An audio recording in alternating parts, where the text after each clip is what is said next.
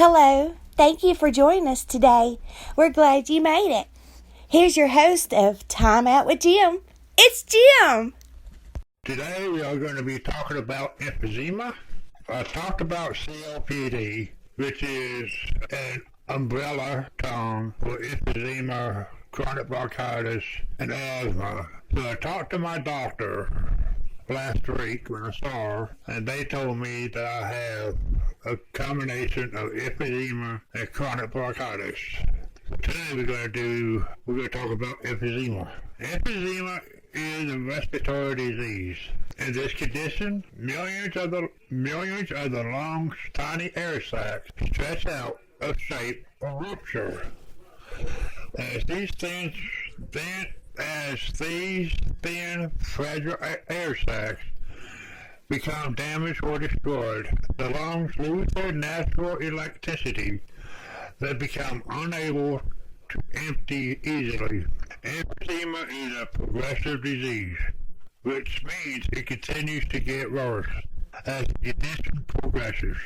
The lungs lose their ability to absorb oxygen and release carbon dioxide. Breathing becomes more difficult. A person feels easily short of breath, like he or she is not getting enough air. Emphysema and chronic bronchitis are the two most common forms of COPD. They often occur together.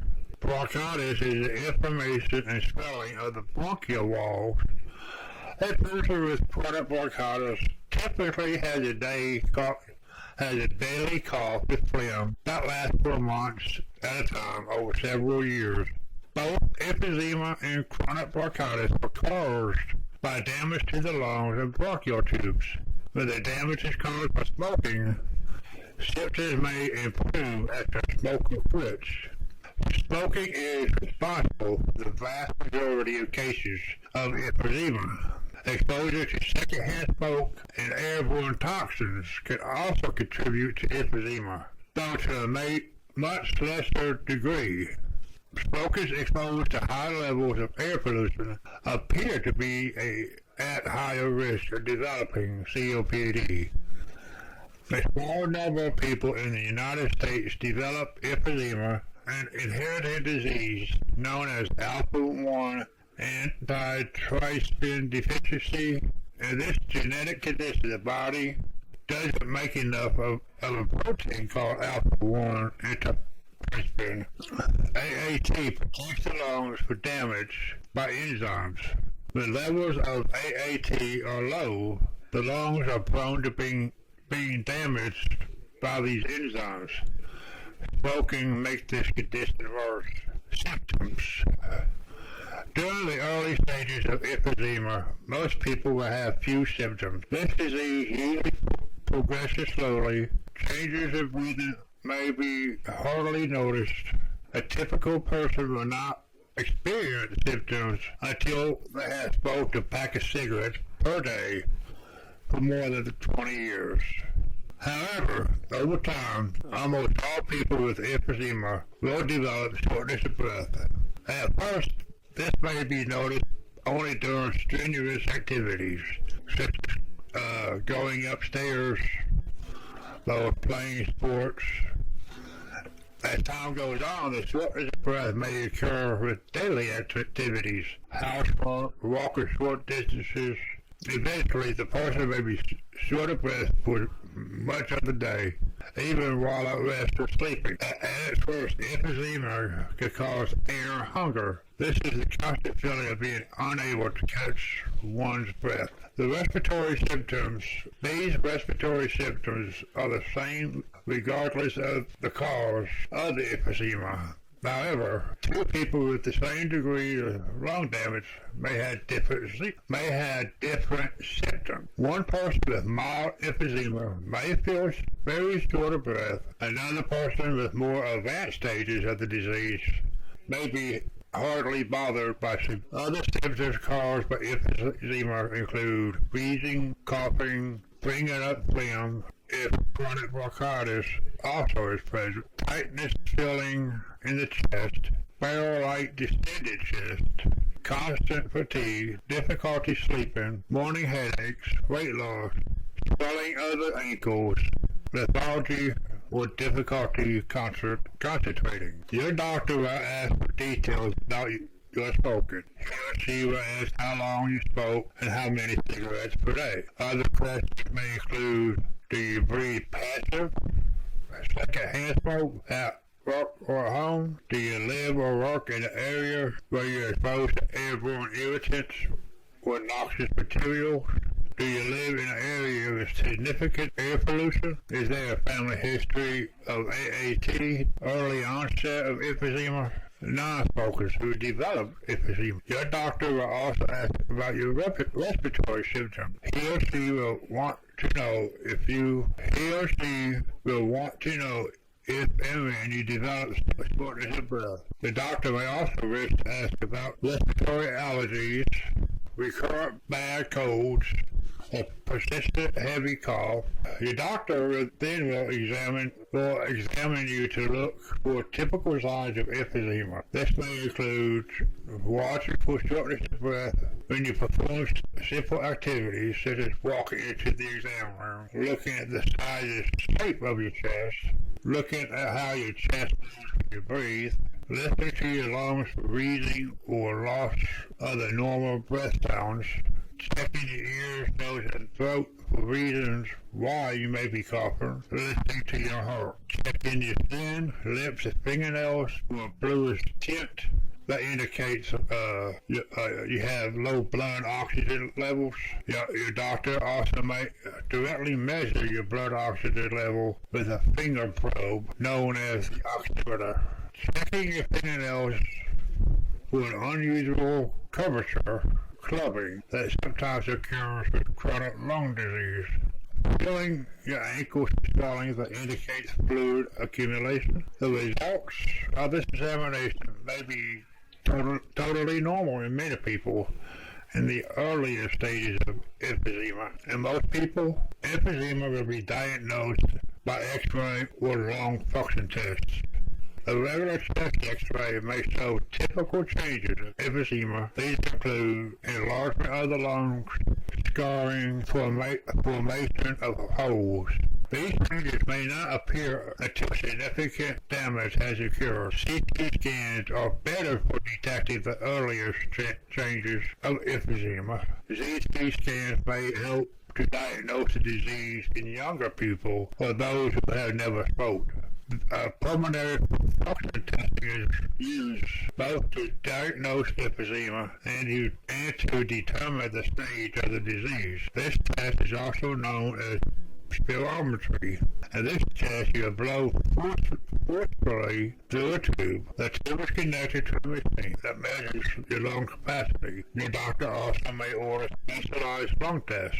These may require you to sit inside a glass box or slowly breathe in a mixture of different gases. Other tests the doctor may order include arterial blood gases and an EKG. If suspected, your doctor can order a blood test to confirm the diagnosis of AAT deficiency. If this test is positive, your doctor may recommend screening for your entire family. Expected duration. Regardless of the cause, lung damage and emphysema cannot be reversed if the disease is not treated. Damage or symptoms will continue to get worse, but if treated, the symptoms can improve. If you smoke, stop. If you don't smoke, don't start. By quitting smoking, you can either prevent emphysema or slow its progression. You also limit your exposure to air pollution. Restrict outdoor activity when there are reports of high smog levels. People exposed to harmful chemicals at work should speak to their employers about respirator masks or consult with a specialist in occupational medicine. If you have emphysema, ask your doctor about vaccination against the flu shot and the pneumonia shot. These vaccinations can help to prevent life-threatening respiratory infections in people with lung disease. No treatment can be reversed or stop emphysema, but treatment can help to relieve symptoms, treat complications, minimize disability. Doctors' top treatment advice is to quit smoking. This is the single most important factor for maintaining healthy lungs. Stopping smoking is most effective at the early stages of emphysema, but it can also slow the loss of lung function in later stages of the disease. People with AAT deficiency can be candidates for replacement therapy. This is done with infusions of natural AAT obtained from donors.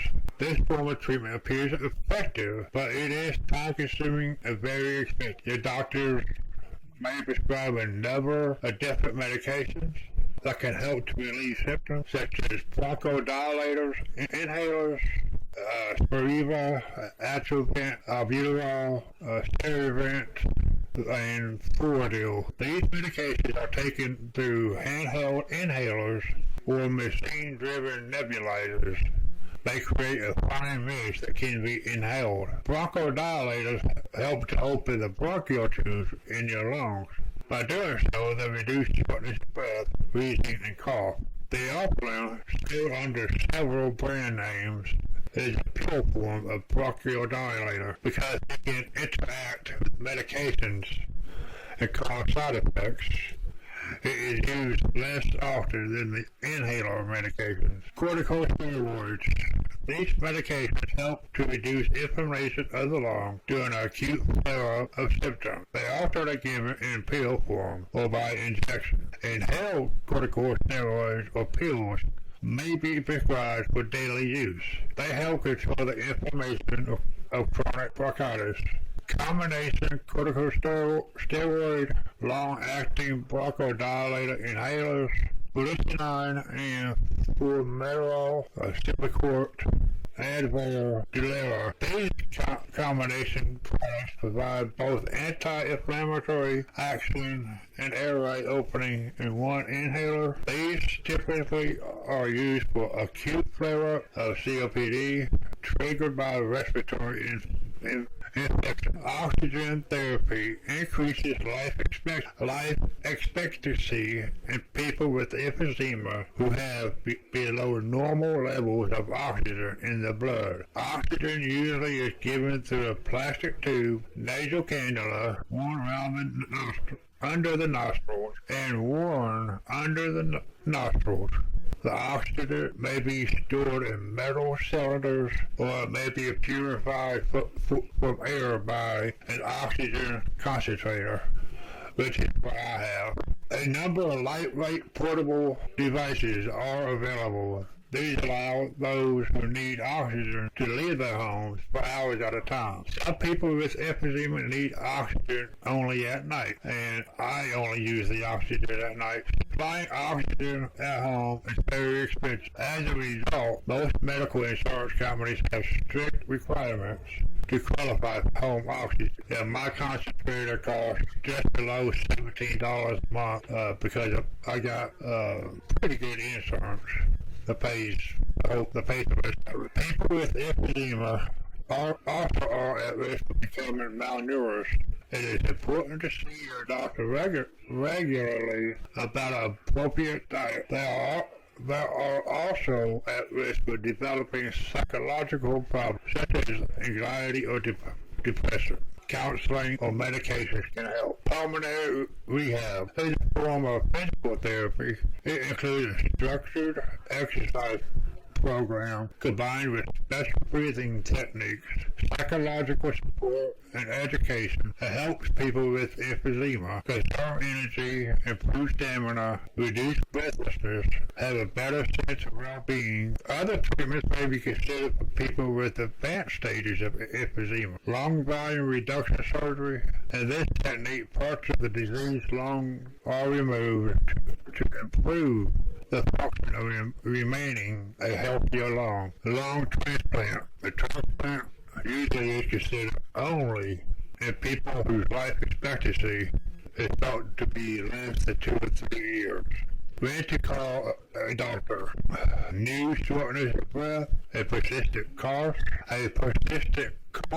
with or without phlegm, a decrease in your usual ability to exercise, frequent respiratory infection. If you smoke, see your doctor about ways to quit. Several different types of treatment can increase your likelihood of success compared to going cold turkey.